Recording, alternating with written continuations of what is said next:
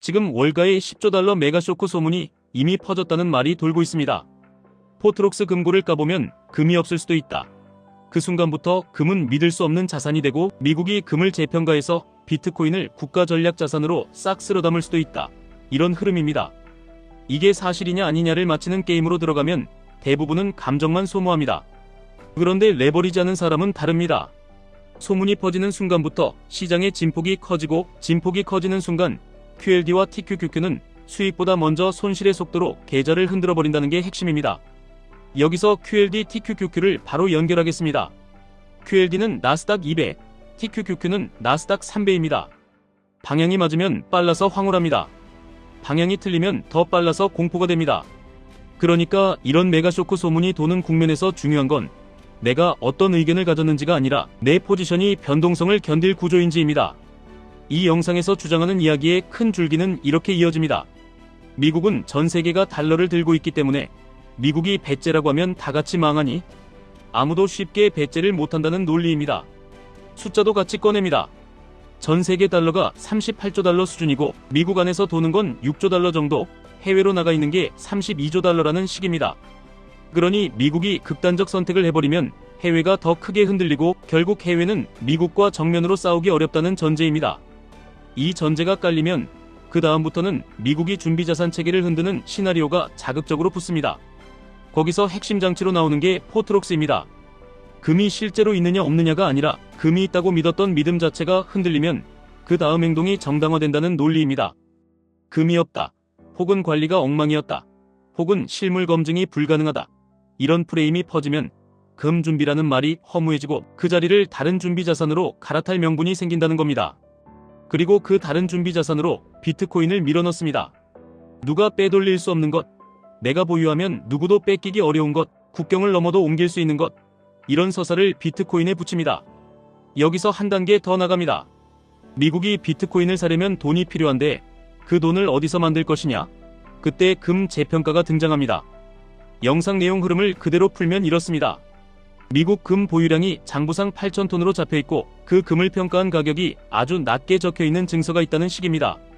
예시로 42달러 같은 숫자를 씁니다. 그런데 시장에서 금 가격이 5,000달러, 1만 달러까지 뛴 상황이 오면 장부 가격을 시장 가격으로 바꾸는 순간 회계적으로 금 가치가 수십 배, 수백 배로 불어나고 그 차이만큼 달러를 발행해서 재무부가 쓸 수 있는 여지가 생긴다고 설명합니다. 즉, 금을 실제로 팔지 않아도 금을 재평가하는 것만으로도 돈을 만들 수 있다는 프레임입니다. 여기에 과거 사례까지 끌어옵니다. 1934년 대공황 시기에 미국이 금을 모으고 금 가격을 올려서 달러를 재정비했던 이야기입니다. 당시 개인들의 금 거래를 제한하고 중앙이 금을 매입하고 이후 금 가격을 재조정해 통화 발행 여력을 만든 구조를 끌어와서 지금도 법적 장치가 남아있을 수 있다는 주장으로 연결합니다. 그리고 그 돈이 일반 회계로 들어가면 의회 견제가 생길 수 있으니 특정 기금 계정으로 우회하면 더 자유롭게 쓸 수 있다는 뉘앙스로 이어집니다. 이름이 환율 안정 기금 같은 것이라면 겉으로는 안정이지만 실제 쓰임은 시장 개입과 국채 매입, 유동성 공급이 될 수 있다는 식으로 설명합니다. 또 한 가지 자극적인 줄기가 붙습니다. 경제 비상조치 같은 단어로 권한을 집중시키고 채권 금리가 5%에 육박하면 비상이다. 그러니 시장에서 채권을 팔아서 금리를 올리는 쪽을 제압할 명분이 생긴다. 금리를 동결시키는 강제 조치도 가능해진다. 이런 식입니다. 이 부분은 현실에서 얼마나 가능한지와 별개로 소문이 퍼질 때 시장 심리를 건드리는 데는 아주 강력합니다. 왜냐하면 투자자들은 금리라는 단어, 통제라는 단어, 비상이라는 단어에 반사적으로 겁을 먹기 때문입니다. 거기서 더 극적으로는 금값이 2배가 되면 미국 금 가치가 커지고 그 가치로 비트코인을 통째로 살 수도 있다는 식의 계산도 나옵니다.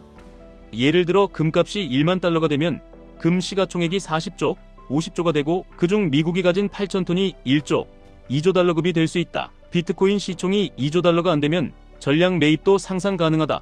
이런 이야기입니다. 숫자는 사람의 뇌를 마비시킵니다. 그래서 이런 계산이 나오면 사람들은 논리보다 먼저 그림을 봅니다. 미국이 금을 비트코인으로 바꿔 패권을 잡는다. 이런 그림입니다. 그리고 독일, 프랑스 얘기도 끼워 넣습니다. 닉슨 쇼크 시절에 금을 달라고 요구하던 나라들이 있었고 누군가는 빨리 가져가고 누군가는 늦었다. 금고를 까려면 시간이 오래 걸린다. 이런 이야기입니다. 이건 사실 여부를 떠나서 심리적인 효과가 큽니다. 금이 어디 있는지 즉시 보여줄 수 없다는 말은 곧 신뢰가 흔들릴 수 있다는 말로 번역되기 때문입니다. 그러니 소문이 만들어지는 구조는 단순합니다. 확인이 어렵고 상상은 쉽고 숫자는 크고 결론은 자극적이다. 이 네 가지가 한 번에 들어옵니다. 그런데 레버리지 투자자는 여기서 냉정해야 합니다.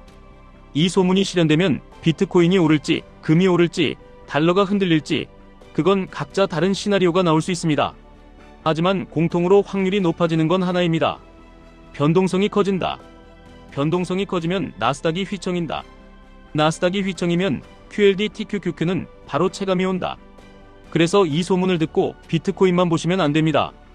QLD TQQQ를 하는 순간부터 여러분의 진짜 적은 방향이 아니라 진폭입니다. 지금부터 본문을 더 깊게 들어가겠습니다.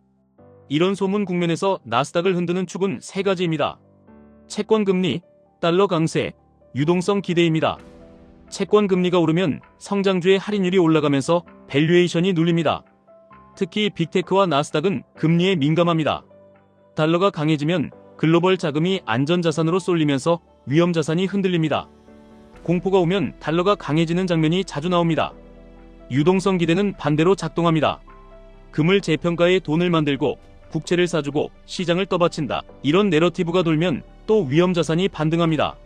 즉 같은 소문 안에서도 눌렀다가 올렸다가 다시 눌렀다가 이런 파동이 나옵니다. 이 파동이 바로 레버리지 투자자를 잡아먹는 구간입니다.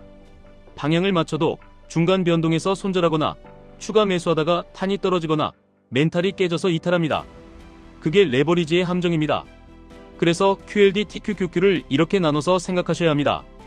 QLD는 장기 호흡을 가져갈 수 있는 엔진입니다.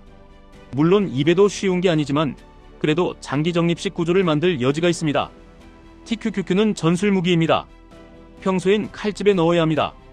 공포가 과하게 터지고 시장이 안정 신호를 줄 때 그때만 칼집에서 빼야 합니다. 이 둘을 같은 방식으로 매수하고 같은 방식으로 버티고 같은 방식으로 물타면 그 순간부터 투자가 아니라 계좌 실험이 됩니다. 그러면 실제 운용 원칙을 더 구체적으로 적어드리겠습니다. 첫째, 코어와 전술을 분리하십시오. 코어는 QLD 중심으로, 전술은 TQQQ로. 계좌 안에서 역할이 섞이면 의사결정이 무너집니다. 둘째, 분할 매수는 가격이 아니라 구간으로 하십시오. 하루 이틀 하락은 의미가 없습니다. 급락, 반등, 재하락, 횡보, 재상승. 이 흐름에서 횡보와 재상승 초입이 진짜 구간입니다. 셋째, 현금은 남기십시오. 레버리지에서 현금은 수익을 포기하는 게 아니라 생존을 매수하는 겁니다. 현금이 없으면 다음 기회가 와도 못 잡습니다. 넷째, 손실 구간에서 계획을 바꾸지 마십시오. 손실이 커질수록 인간은 규칙을 바꾸고 싶어 합니다. 그 순간부터 시장이 아니라 감정이 운전대를 잡습니다. 레버리지에선 그 한 번이 치명적입니다. 다섯째, 목표는 마치기가 아니라 살아남기입니다. 살아남으면 상승장은 언젠가 옵니다. 하지만 퇴장하면 상승장은 나와 상관이 없습니다. 이제 사람들이 자주 묻는 질문을 본문에 더 넣겠습니다. 비트코인 지금 사야 합니까?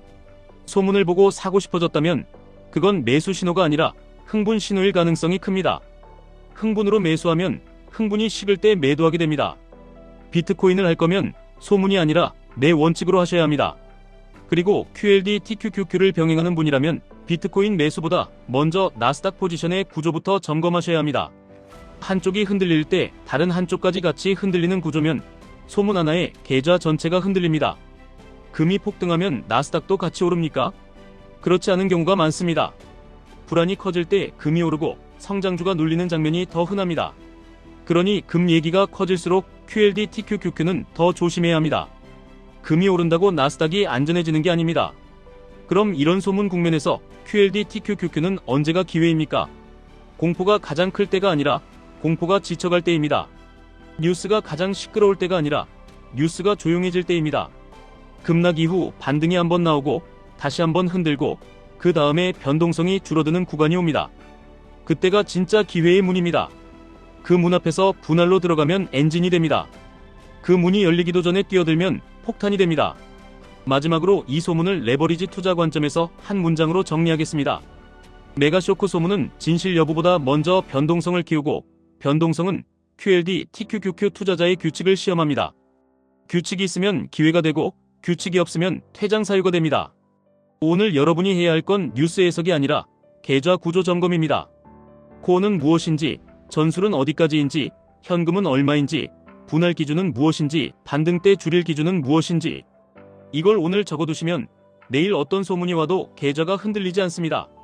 반대로 이걸 안 해두시면 내일은 소문이 아니라 내 감정이 내 계좌를 조종합니다. 지금까지 1분 투자 하이젠버그였습니다.